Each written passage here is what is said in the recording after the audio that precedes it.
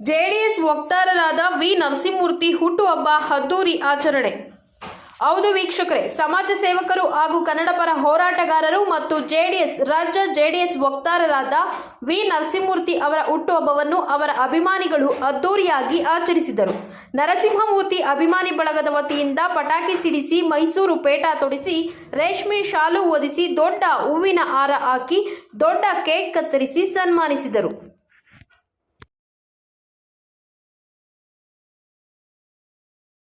ಮಾಧ್ಯಮ ವಕ್ತಾರರಾದ ವಿ ನರಸಿಂಹಮೂರ್ತಿ ಅವರಿಗೆ ಜನ್ಮದಿನದ ಶುಭಾಶಯಗಳು ಹಾಗೂ JDSನಲ್ಲಿ ಇನ್ನೂ ಉನ್ನತ ಮಟ್ಟದಲ್ಲಿ ಬೆಳೀಲಿ ಅಂತ ತಾಯಿ ಚಾಮುಂಡೇಶ್ವರಿ ದೇವರ ಆಶೀರ್ವಾದ ಇರಲಿ ಅಂತ ಬೇಡ್ಕೊಂತೀನಿ.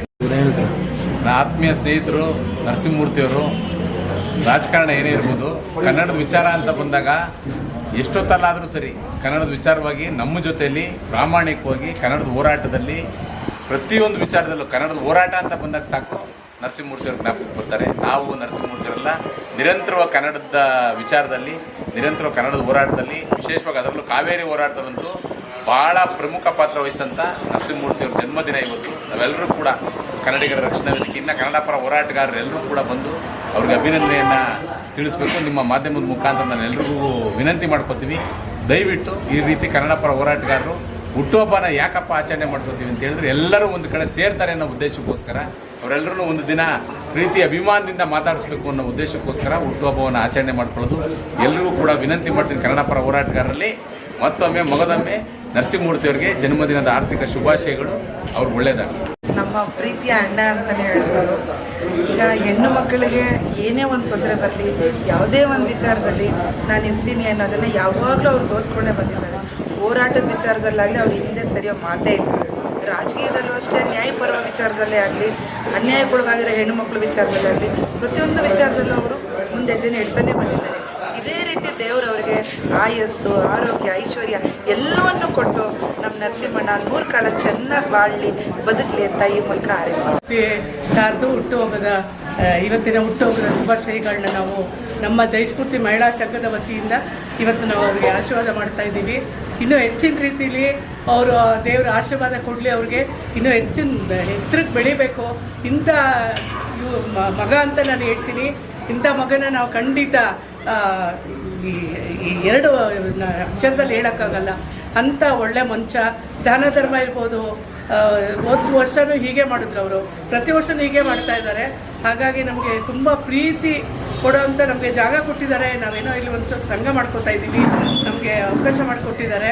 ಪ್ರತಿಯೊಂದೂ ನಮಗೆ ಮೊನ್ನೆ ಗಣೇಶನ ಹಬ್ಬ ಮಾಡಿದ್ರು, ಇದರಲ್ಲಿ ಗಣೇಶನ ಕೂರಿಸಿ ಅವತ್ತು ಅದ್ದೂರಿಯಾಗಿ ನಮ್ಮನ್ನು ಕರೆದು ಸನ್ಮಾನ ಮಾಡಿ ತುಂಬ ಒಳ್ಳೆ ರೀತಿಲಿ ಈ ಒಂದು ನಮ್ಮ ಜಾಗಕ್ಕೆ ಬಂದಿರೋದು ತುಂಬ ಖುಷಿ ಆಗ್ತಾ ಇದೆ. ನಮ್ಗೆ ಗೊತ್ತಿಲ್ಲ, ಬಂದ್ಬಿಟ್ಟಿದ್ದಾರೆ ಅವ್ರು.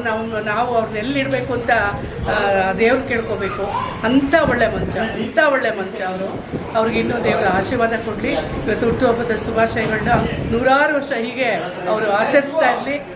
ಅನ್ನದಾನ ಮಾಡ್ತಾರೆ, ತುಂಬ ಜನಕ್ಕೆ ಅಕ್ಕಿ ಸಂತರ್ಪಣೆ ಮಾಡ್ತಾ ಇದ್ದಾರೆ. ಈ ಕೈ ಕಾಣೋದು ಈ ಕೈ ಕಾಣ್ತಾ ಇಲ್ಲ. ಅವರು ಅಷ್ಟು ದಾನ ಧರ್ಮ ಮಾಡ್ತಾರೆ. ಅಂಥ ಒಳ್ಳೆ ಮನುಷ್ಯನಿಗೆ ನಮ್ಮೆಲ್ಲ ಜಯಸ್ಫೂರ್ತಿ ಮಹಿಳಾ ಕಡೆಯಿಂದ ನಾವು ಅವರಿಗೆ ಕೃತಜ್ಞತೆ ಸಲ್ಲಿಸ್ತೀವಿ. ಸ್ಥಳ ಕೊಟ್ಟಿದ್ದಾರೆ, ಹಾಗಾಗಿ ಅವರಿಗೆ ಮತ್ತೊಮ್ಮೆ ಅವರಿಗೆ ನಮಗೆಲ್ಲರ ಕಡೆಯಿಂದನೂ ಆಶೀರ್ವಾದ ಸಿಕ್ಕಲಿ ಭಗವಂತನ ಕಡೆಯಿಂದ ಅಂತ ನಾನು ಹೆಮ್ಮೆಯಿಂದ ಹೇಳ್ಕೊಡ್ತೀನಿ. ನಮಸ್ಕಾರ.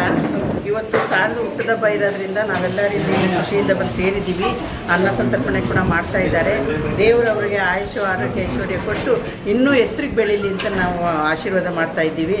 ಅವ್ರಿಗೆ ದೇವರು ಒಳ್ಳೇದು ಮಾಡಿ. ನರಸಿಂಹಮೂರ್ತಿಯವ್ರ ಬಗ್ಗೆ ಈಗ ಆಲ್ರೆಡಿ ನಮ್ಮ ಪ್ರೆಸಿಡೆಂಟ್ ಅವ್ರು ಮಾತಾಡಿದ್ದಾರೆ. ನಾನು ಮಹಿಳಾ ಸಂಘ ಜಯಸ್ಫೂರ್ತಿ ಸ್ವಸಹಾಯ ಮಹಿಳಾ ಸಂಘದಿಂದ ನಾನು ಸೆಕ್ರೆಟರಿ ಮಾತಾಡ್ತಾ ಇದ್ದೀನಿ.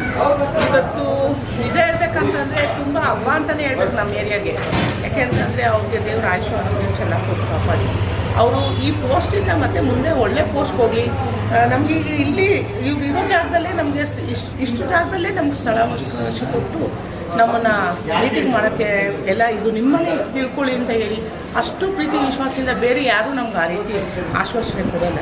ಆದ್ದರಿಂದ ಇವರು ಒಂದು ಒಳ್ಳೆ ಪೋಸ್ಟ್ ಹೋಗಿ ನಮಗೆ ಜಾಗದ ಅಭಾವ ಇದೆ. ಆ ಜಾಗದ ಅಭಾವ ನೀಗಿಸುವಂಥ ಶಕ್ತಿ ಇವ್ರಿಗೆ ಕೊಡಲಿ ಅಂತ ಖಂಡಿತ ಕೇಳ್ತೀನಿ. ನಮ್ಮ ಸ್ನೇಹಿತರು, ಹಿರಿಯರು ಎಲ್ಲರೂ ಇವತ್ತು ನಮ್ಮ ಅದೇನು ಯಾವ ಜನ್ಮದ ಪುಣ್ಯನ ನಾವು ಬಂದು ಇವರೆಲ್ಲರೂ ಪ್ರೀತಿನ ಗಳಿಸೋಕ್ಕೆ ಇನ್ನೂ 100 ಜನ್ಮ ನಮಗೆ ಇದೇ ಥರ ಕೊಡಲಿ ಅಂತ ಅಂದ್ಬಿಟ್ಟು ಸಂದರ್ಭದಲ್ಲಿ ಕೇಳಕ್ಕೆ ಇಷ್ಟಪಡ್ತೀನಿ. ಈಗ ರಾಜಕೀಯ ಹೊರತುಪಡಿಸಿ ಕನ್ನಡ ಪರ ಹೋರಾಟಗಾರಕ್ಕೆ ಧುಮುಕಿದ್ದೀರಾ, ಸುಮಾರು ಹೋರಾಟಗಳು ಮಾಡ್ಕೊಂಡು ಬಂದಿದ್ದೀರಾ, ಏನು ಹೇಳ್ತೀರಾ? ನಮ್ಮ ಪ್ರಕಾಶ್ ಅಣ್ಣವರು ಅವಾಗಲೇ ಬಂದಿರೋ ಕನ್ನಡ ಪರ ಹೋರಾಟಗಾರರು.